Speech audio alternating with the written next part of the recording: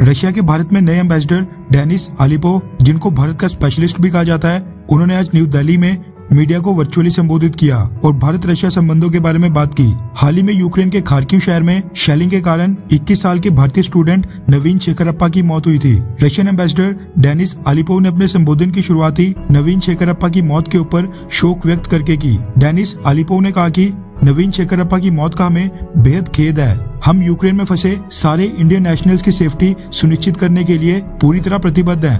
उन्होंने कहा कि नवीन शेखरप्पा की शेलिंग के दौरान मौत कैसे हुई, इस चीज की रशिया पूरी इन्वेस्टिगेशन करेगा, यानी रशिया की तरफ से प्रॉपर जांच होगी और पता लगाया जाएगा कि नवीन शेखरप्पा की मौत का असली कारण क्या था।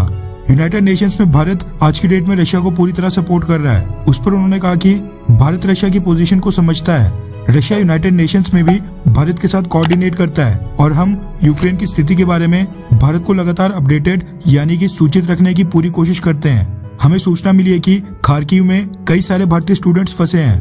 भारत ने रशिया के रास्ते उनको इवैक्यूएट करने की रिक्वेस्ट की है। रशिया भारत के स्टूडेंट्स को सेफ पैसेज देने के लिए ह्यूमैनिटेरियन कॉरिडोर की व्यवस्था कर रहा है। उन्होंने बोला कि बहुत ही जल्द ऐसा संभव हो पाएगा, यानी बहुत ही जल्द आने वाले कुछ ही दिनों के अंदर रशिया की मदद से ही खार्किव से भारतीय स्टूडेंट्स को इवैक्यूएट किया जाएगा। S-400 मिसाइल डिफेंस सिस्टम की डील को लेकर डेनिस आलिपोव ने कहा कि S-400 मिसाइल डिफेंस सिस्टम की डील को लेकर हमारे पास पहले से एक मैकेनिज्म तैयार है। वेस्टर्न देशों के सैंक्शंस के कारण रशिया और इंडिया के ट्रेड टाइज बिल्कुल भी प्रभावित नहीं होंगे। रशियन एम्बेसडर ने कहा कि हम भारत की बैलेंस्ड पोजीशन को लेकर बहुत ही ग्रेटफुल यानी आभारी हैं। भारत इस पूरे क्राइसिस की गहराइयों को अच्छे से समझता है और इस सिचुएशन में कितनी कॉम्प्लेक्सिटीज हैं यानी कितनी जटिलताएं हैं, भारत उनको भी समझता है। यूनाइटेड नेशंस में भी भारत का रुख बिल्कुल निष्पक्ष था और हम आशा करते हैं कि भारत आगे भी अपना पक्ष इसी तरह बनाए रखे। अमेरिका और वेस्टर्न देशों के इकोनॉमिक सैंक्शंस के ऊपर रशियन एम्बेसडर ने कहा कि रशिया हमेशा से राख से भी उठ खड़ा हुआ है और रशिया फिर से उठेगा। हमने इसके लिए कई सारे कदम उठाए हैं और हमारी अर्थव्यवस्था वेस्ट के सैंक्शंस के इस दबाव को सहन कर लेगी, यानी रशिया अपनी इकोनॉमी को वापस से रीबिल्ड कर लेगा। रशियन एम्बेसडर ने कहा कि हम यूक्रेन के आम लोगों से नहीं लड़ रहे हैं, हम सिविलियन बिल्डिंग्स को निशाना नहीं बना रहे हैं और ना ही हम प्रोहिबिटेड वेपन्स यानी कि बैन किए गए हथियारों का इस्तेमाल कर रहे हैं।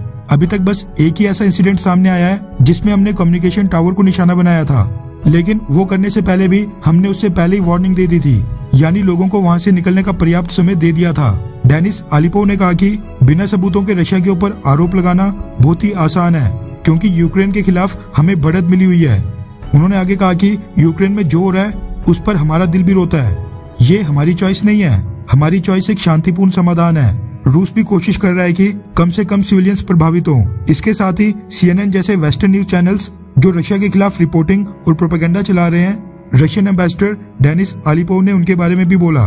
वैसे बाकी दुनिया को छोड़ भी दें तो यूक्रेन रशिया युद्ध को लेकर भारत में भी जनता दो खेमों में बंटी है। कुछ लोग यूक्रेन का समर्थन कर रहे हैं तो वहीं कुछ लोग रशिया का। आप दोनों में से किसको सपोर्ट करते हैं, यूक्रेन या फिर रशिया को?